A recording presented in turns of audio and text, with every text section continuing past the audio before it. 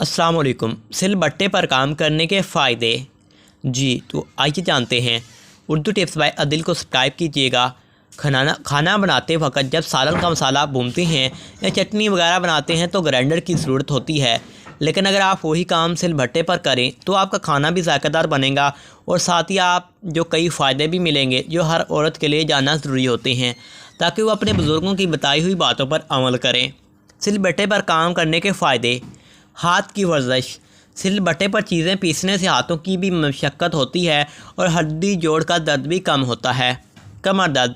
खड़े होकर पीस या बैठकर पीसते वक्त हमारे कमर एक ख़ास ज़ाविये में झुकी होती है, जिसकी वजह से बार बार ख़वातीन आगे से पीछे की जानब हरकत करती हैं, जिसकी वजह से इनकी कमर के ऐसे पट्टे जो हरकत करने में तकलीफ़ देते हैं, ये चर्बी जमने की वजह से ब्लॉक रगे में खुलती हैं और खून की तरसील में भी आसानी होती है। घुटनों का दर्द।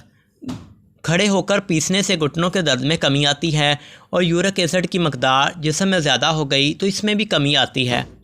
महावरी का ज़्यादा बहाव। दौरान हमल इसका इस्तेमाल तर्क करने को कहा जाता है ताकि बच्चे की पोजीशन को बरकरार रखा जा सके।